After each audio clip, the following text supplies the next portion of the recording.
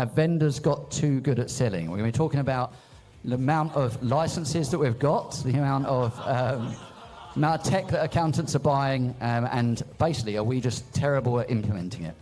Oh my gosh, I'm spending so much time implementing all of these things and actually I don't need them, and it's because they're lacking the focus. Do you think we're now hitting that tipping point in the UK where, we're going, okay, we now need to consolidate? Yeah, how many proposal softwares do we actually need? I think the biggest problem is people don't know what they want initially. I'm trying to put everything all in the right place, and then this amazing piece of software comes out of nowhere, or someone from the community says, have you tried this, have you tried that? And we go, well, that's easier than what I'm doing. Easier to start again than to say, hang on a minute, what have I missed here? It's the influencers, isn't it? They're the biggest issue, let's be honest. It's us. Got sold a piece of software that's going to solve my debtor issue. I then had the biggest load of debtors I've ever had in my career because I took the eye off the ball, right? I've always seen software as like an extension to my team, and that's when I've had the best results, when I've seen my account manager as part of my team. Like, whatever you sell, it's okay to sell it, you have to. That's how business works. But if you're selling something, continue the support. Hello and welcome to the Digi-Tools and Accrual podcast, place to go for all your accounting tech news in the UK and beyond.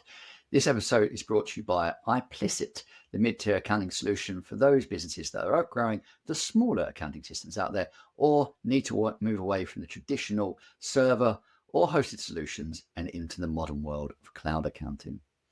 Now, we're doing something a little bit different this episode. Normally, I'm joined by the wonderful John Toon and Indy Tatler, but we're actually going to hark back to Digital Disruptor Awards 2024, where we hosted a couple of live podcasts, one of them being on Have Vendors Got Too Good at Selling?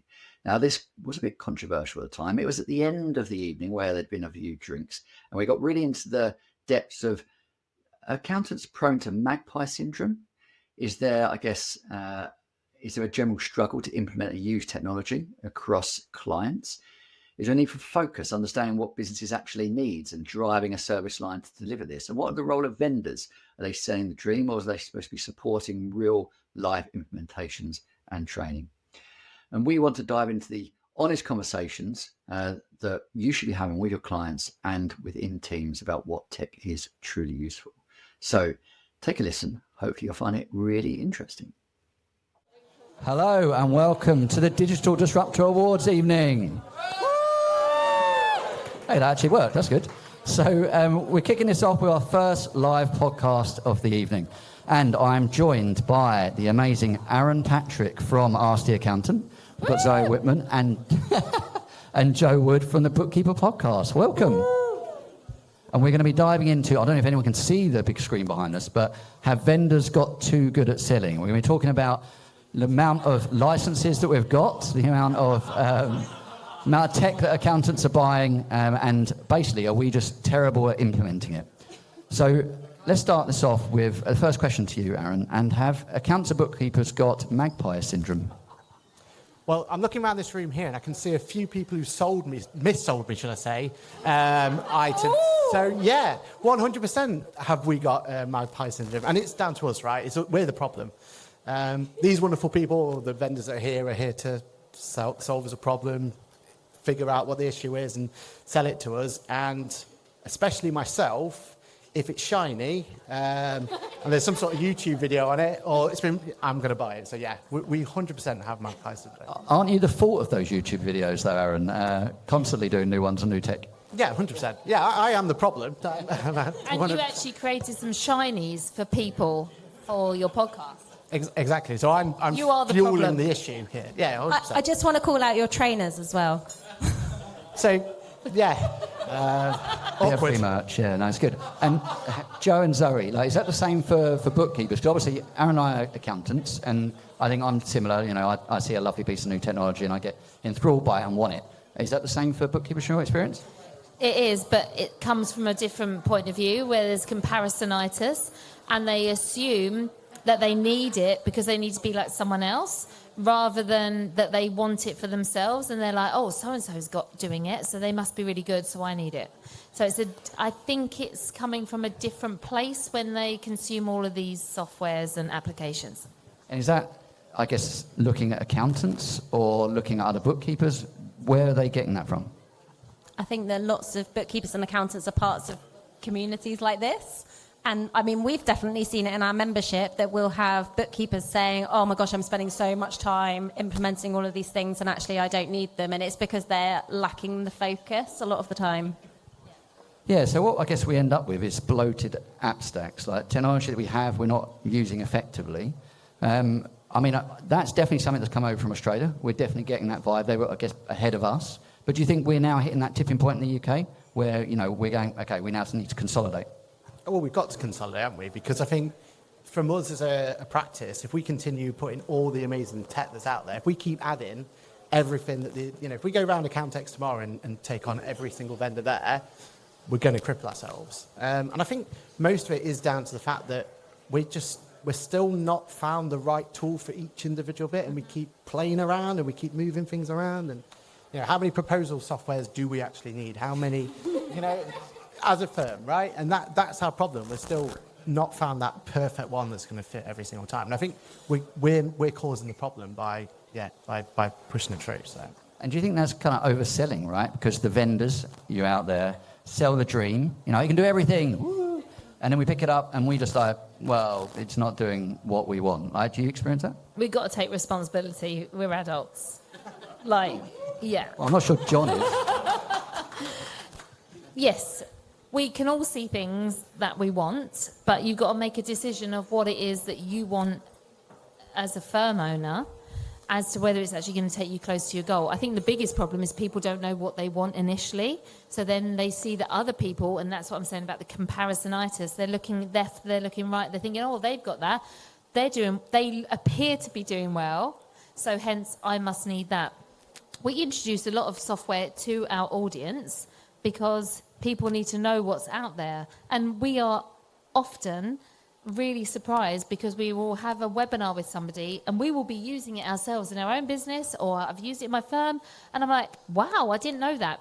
I don't think we're using the software we've already got, let alone the software that's being offered to us. Joe, do you think that sometimes the problem is that people haven't taken the time to take the step back to say, if I map out a workflow for a customer, they join me, they go through this, they book a call, they have a conversation, then we onboard them and we do the AML, and then we move into this monthly bookkeeping process, and then we're going to need this day to day.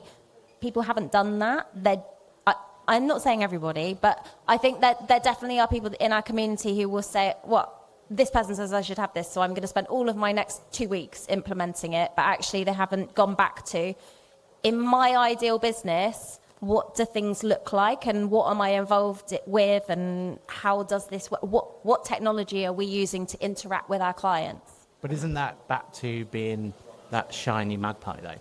Because that's the problem, right? Like, we are there, sit there, trying to do our workflows, we're trying to get everything all working, trying to put everything all in the right place, and then this amazing piece of software comes out of nowhere, or someone from the community says, have you tried this, have you tried that? And we go, well, that's easier than what I'm doing. Let's just go and use that one, because that's what we're sold, right? It's easier to start again than to say, hang on a minute, what have I missed here, and ask the questions. And we need to go back to our account managers. Actually, our account managers have a bit of a responsibility here. Well, is it that we think it's easier to jump onto a new piece of tech? I mean, maybe that's it. And I guess over the last 10 years, we've gone, we should be implementing technology, and that seems to have been pushed on everyone in the accounting space. Like, we need to be pushing this to our clients. But when are we trained in that? There's no point in our accountancy or bookkeeping education are we trained on how to understand how to implement technology. So is that something that we're actually launching into which we shouldn't? Oh, I mean, there are trainers out there. There are some software doing it very well in terms of training and implementing and pushing it through. And I think I feel like the biggest problem is, and we'll talk about it on the after, it's the influencers, isn't it? They're the biggest issue, let's be honest. It's us. Yeah, because I think the problem is we make it sound so easy sometimes. We're like, oh, just use this piece of software and your problem's solved. Where, as Zoe was saying, it's not that. It's actually putting workflows in place. It's actually getting to the thing of it and actually finding out what our software does, right? Yeah, and people they think it's a quick fix, so they don't allow the time to implement the software and then train all their staff and then do the continuous development on that software as there's new updates and everything. So I know this from being in the industry for a very long time, I'm like, yeah, I'm using that software. And then 2 decades later, I look at it and I'm like, oh, I didn't know I did that. That would have made my life so much easier. And is that because we're just overwhelmed by it now? Like, there's just so much change going so fast. So let's take this back a step. How do we solve that? How do the software vendors solve that? Stop doing the work. Stop just entirely. Stop all work. Stop doing the operational work. Become the owner of your business. Step away from doing that tax return. Step away from doing the bookkeeping and start being the business owner and the CEO of your business. And then you can manage implementing software. But as a counter to that, if you're not putting your hands into that software anymore, how do you know that's the right software for you? Do you think, though, that it's a conversation with your clients? Because don't we need to understand it? Like, I think that we come in here and we're like, oh, I'm a business owner, so I know everything and I'm going to do it like this. But actually, we're here to help our clients, right? So do we need to have more conversations and ask more questions about what they expect? Well, to some extent, it depends what you're doing. So obviously, I guess we've talked about we are trying to implement tech for our clients. We need to also implement it for ourselves. But are we doing this as a service externally, or is it just something that we iteratively go, maybe you should check out a piece of software? It's how much we want to be selling, really, in that space. And that, I think, is where possibly as a profession we've been pushed into, and we need to take a step back and go, is this something we should do, or we should partner with someone that can do it more effectively? What do you think? So I think that every piece of software that I've ever used has been something that I've used as a business owner in my practice and benefited me as a business owner. So I think it's about an identity, realizing that you're not there just to serve clients, but you're actually a business owner. Does it serve you to use this software? If it does, then it will mostly serve your clients. So I guess you've seen the boundary of you can advise those on the operational side if it's in your space, but if it's out your space, you step back and go, that's not my area. Is that how you operate? Yeah, I'm very much, I'm going to only talk about what I know. Unless I see one of my clients needed something that I didn't know, then I'd offer them a solution. But with regards to bookkeeping and accountancy software and running a business, we've all got to realise we're business owners ourselves and we've all got debits and credits going through and bank recs that need to be done. What are you doing in your business? And how are you doing your own cash flow and how are you doing your own forecasting? And then if whatever works for you, that was the solution I was selling for my clients. It's integrity, isn't it? You know, it's really easy to say, oh, I just use this thing I saw at a conference. But actually, to be able to say, I use this day to day. You know, we were traveling here earlier and I took a photo of a receipt and I was like, right, I'm going to upload it on my app. And like, we actually use apps in our business. So to be able to say, oh, actually it's really easy, is very different to being like, well, I heard it's all right. So, you know, maybe try that. Yeah, and it's being honest, right? Being honest and open and not overselling. I guess, as you said, Aaron, we look at what is around us and we're like, we need to emulate what our competitors are doing rather than niching on what we're skilled at. But how can, I guess going back to it, how can the apps help us? Where have we failed, or where have the apps failed for us? And we're like, actually, we would really love it if you did this. Have you got any examples of that, Aaron, where you've like, this just hasn't worked and you'd love it if they did it in a different way? Yeah, I mean, I think for me, back to that being sold as the shiny Magpie syndrome, I'll always remember as my practice thinking to myself, I don't need anything to help me with my debtors. I'm on top of that. And I was quite happy with my debtors and quite happy. I won't name names or anything, but I went and to a conference. I then got sold a piece of software that's going to solve my debtor issue. Didn't have a debtor issue at the time. Now, I took on this particular app, and I then had the biggest load of debtors I've ever had in my career because I took the eye off the ball, right? Because I was then relying on this piece of app. This app, and that wasn't the problem, the app. That was me. That was completely my issue. I didn't put the right workflows in. I didn't put it all into play. But for me, I was sold this dream that I don't need to worry about my debtors anymore. What do you think happened that allowed you to be sold? That's what I'm curious about. Very good question. I mean, they definitely sold me on this dream that going forward, I would get more money coming in. It'll be quicker. I'll have the money in my bank account a lot quicker than I've ever had before. And it's because they're brilliant sellers, right? And they're doing their job. And actually, the person who sold it to me did it completely right. Like, they were doing exactly what they should do. They had nothing to do with the actual process, though. No, they almost left me to it. And because I then took my eye off the ball, I had more debtors than I've ever had in my life, and suddenly I had an issue. And, ironically, that software caused the issue. So, and I think that's what it's right. That's what it's about, right? Like, for us as an industry, I think we just need to take ownership sometimes. I mean, like you were saying, like there has to be. We're adults. I don't like admitting it, but we're adults, right? And I think you're right to say that, and we've got to take ownership for it. So, I guess, do you think that there was anything that app could have done differently that would have made that effective for you, or is it just entirely on you picking the wrong thing? It's me not taking my own advice. If this, like you guys were saying, if you're going to talk about a piece of software, you're going to implement it with your clients, you sit them down, you talk them through, you go through the process and everything else, right? So why are we not doing that ourselves? Why are we in complete honesty for me, it was, they sold me that I'm going to get all this time back that I can then invest X, Y, Z. And we're terrible as accountants, right? If we grab, and bookkeepers, if we take some time away from ourselves and we save some time, what do we do straight away? We backfill it with more tasks and we put more time on ourselves. That time that I saved, I was just then filling it up with X, Y, Z from, where really I should have taken ownership. I should have kept my own controls in place. I shouldn't have been over-reliant on that particular app. Okay, all right. So I want to ask a question, and it'd be good to get your thoughts on this, both from the accountants and the bookkeeping element. Should we, as accountants, be helping our clients implement tech at all? Sarah and Joe. Say that again, sorry. Should we be helping our clients implement tech? As accountants, should we be doing it? 100%. But outsource it to your software. Look, you two just gave completely different answers there. Yeah, do you want me to sell your software to my clients? Help me onboard my clients.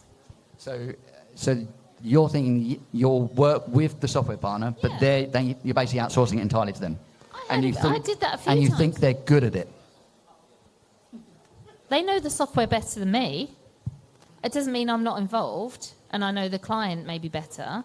But I think it's a case of, I've always seen software as like an extension to my team, and that's when I've had the best results, when I've seen my account manager as part of my team, and we've had regular updates and got them involved, and they've got to know my clients, and they understand my client base and who's going to benefit most from the software. Because sometimes when you're learning something new about software, you don't actually recognize it yourself. So ask and see if you can get some support around it, because maybe you are not the best. I know we're all control freaks and we think that we're the best at everything, but I very much realise that I'm definitely not when it comes to software and technology. I'll be there on the call and I'll support and understand and maybe set the boundaries and the accountability for what my client needs to do for the next step. But I think we should all use our software providers and our account managers a lot more and be part of our team, because I think they'd benefit and we'd benefit. Is that something they've got right or something that they can improve? It's a mixture. Some are amazing at that and some have got to do some work, but That's some fair. don't know that you don't know what you don't know. So that's why we're here. And everyone's different, right? I like an account manager that doesn't pester me, right? I like one that's just there, reactive, whereas it sounds like you want one that's, on you and going, well, that's probably not the right term, but basically going and working with you in a very close way to help your clients. We spend a lot of money with software providers. We need them supporting us, championing us, chasing us up. Set goals with them. You want them saying, hey, last month when I spoke to you, you said this was what you were working on. How is it going? Because I think that's the biggest problem when you're leading a business. You are actually quite lonely. There's nobody really who understands it. And I'm very fortunate to have a business partner. But if you haven't got a business partner, there's no one who's your sounding board. And your software vendor, they are invested in you getting results.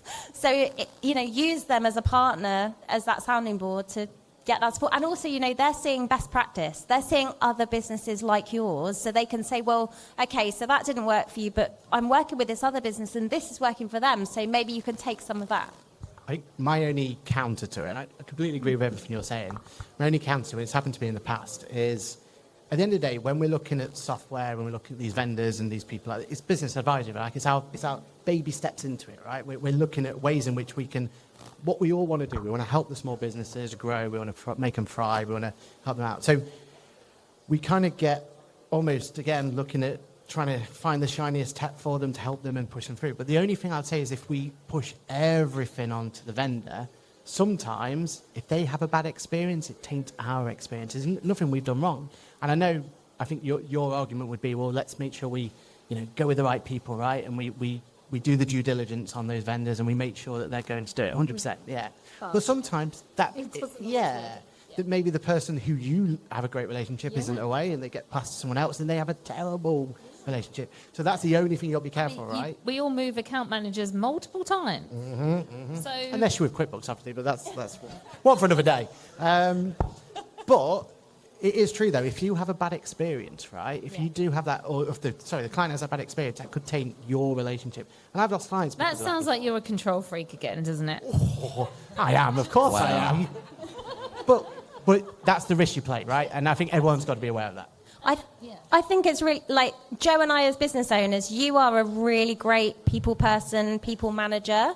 And we don't run a bookkeeping practice together, but I am very much like head down, get on with it. So I can see why, as somebody who knows how they want things to be, knows how they want people to work through the process, but yet is very time poor, it can be a real challenge to like onboard a client with a new software vendor, whereas Joe, like delegation, sorted. So like take a leaf out of her book. But I think you've got to, if you make the plan, like, you in the room, you're the influencer, the person who's leading the business. If you can say, we're using this in our business, it's working really well, this is why, sell it to the client, and then say, but the next step is we need to onboard you, and this is what it's going to look like. And if you've agreed that, and the client's agreed that, I think you're good. I think you can hand over. So would you ever partner with a consultant that would do this on your behalf, like a digital transformation specialist? Is that something you'd do? Absolutely. If this is not your skill set, outsource it. Like, be in control, but like we've said, we've realised that recently with lots of bookkeepers, they are the best placed people to do like cash flow analysis because they're doing weekly or daily bookkeeping. Do they want to have a conversation? Do they want to talk through someone's cash flow? Maybe not. Maybe that's not the skill set. So know your limitations, and if you need someone else to come, you could go into a meeting with a business coach or a digital transformation person and be there and have all the numbers and not like sell the dream or what it is. That's absolutely fine. Like know what you're good at and pass on everything else. Is that the same for you, Zoe? Yeah, do that. Zoe would do it all because she's a control freak. Yeah. And Aaron, same for you? Yeah, and like we've got rooms like this full of just people who've got niches in every single thing we can think of, right? Like the world seems so much closer now, doesn't it? Like there's so many great, your community. Like there's communities everywhere that've got people there. So I feel like we're in a better position than ever before to find that niche and find that opportunity there. So definitely. I mean, and think about how far we've come in 10 years, right? We're like the amount of tech that we've brought into our own firm, helped our clients implement. We're always evolving. But I guess there's one takeaway from this. Like, what would your advice... Well, I guess you've already, I think, unanimously agreed it's all us, not them. But what would your one piece of advice be to software vendors to help that journey? Aaron? I think my big advice would be to continue with that training bit. I'm a huge trainer. Like, my background is TWN, it's QuickBooks trainers. I go out there and I train and train and train. I've just got this whole thing about training. And I do think from a vendor point of view, they're just, especially now, we're changed completely with it all being online. You've got the ability to do videos. You've got all of that amazing opportunity. I think we just need that little bit more help. Like, just give us an opportunity to do it. And one thing I do like of the community at the moment is there are a lot more live options to go and talk, a lot more webinars and stuff like that. We just need to continue with that trend. We need to know that your software now does X, Y, Z, like we're saying, right? We need to know those updates. We want to see those updates. We want to have that thing there. And I think if we can just put that training hat on more and just put more emphasis on training, when it is more accessible than it's ever been before, we don't need to go to the individual practices anymore and go into the room and do it there. We don't need that anymore, right? Now, the world's so much smaller, we can have the opportunity just to go and do more training. I think if we can keep doing that training, I think we're better. It's persistence, isn't it, really? Joe? I'm going to say the opposite. Controversial. I'm going to say, if you've not done the training, outsource it to someone that has. And let go of your ego and realise you're not always the best placed person. I get the feeling you outsource everything, Joe. That's where we're going with this. Outsource. Sunday roast, outsourced. I actually cook my Sunday roast. That I is don't her thing. outsource the cooking, do I? Yorkshire puddings. I outsource the hoovering, the washing and everything else, and the shopping. But, yeah, no, I just think sometimes we do always believe. When I had the most success in my business was when I realised that I'm not the only person that can do everything. And don't get me wrong, I'm constantly learning and training, but it doesn't mean I need to deliver every single thing and become a control freak. I've had to let go. I've got 3 kids as well. I can't do everything. So I've had to let go in order, and actually what I've realised is other people are a lot better than I am, and my clients have actually benefited from that. It doesn't mean I don't drop in and speak to them and stuff, but I think we naturally, if you're an entrepreneur, you constantly are on a learning journey and you want to have that, but sometimes we need to learn when we need to step Outsource. away. and Zoe, is it outsourcing? Work with Joe, outsource. But also, I think what's really important to remember is that it's okay to sell. We're business owners, whatever you sell, it's okay to sell it. You have to. That's how business works. But if you're selling something, continue the support. Whether you're selling accountancy or selling software or whatever you're selling, keep the conversation going, ask questions and find out what people need more with, because there is a human element that's always going to be really important, whether it's training or whether it's finding out who you can delegate it to. It's that conversation that will keep it going. Cool. Well, no, thank you. And it seems like it's not that the vendors are good at selling, it's that we just like buying. And we Especially me. Especially, I'll buy anything. Just anyone come want to to him. sell something? And we do training more, outsource everything, and sell. So we've got a lot to work on. And that brings to the end of another Digi-Tools and Accrual podcast. Hopefully you've enjoyed listening to one of our live sessions from the 2024 Digital Disruptor Awards. But if you want to catch it this year live, please ensure you sign up to the waitlist, which can be found on LinkedIn, in the show notes, and on any of our channels, because we're going to be promoting this quite actively over the course of the next month. It was a very well taken up show last year with lots of energy and enthusiasm, and we'd love you to be a part of it this year. But more importantly, what we do want are your nominations for the 2025 Digital Disruptor Awards. Please do find the nomination form in the show notes and make sure that you put forward who you think is worthy of one of the awards. It is you that makes sure that we are aware of all of the best in tech and people pushing the world digital forward. And we want to make sure that we represent everyone in this space. And we hope to catch you on the next episode. Thank you for listening.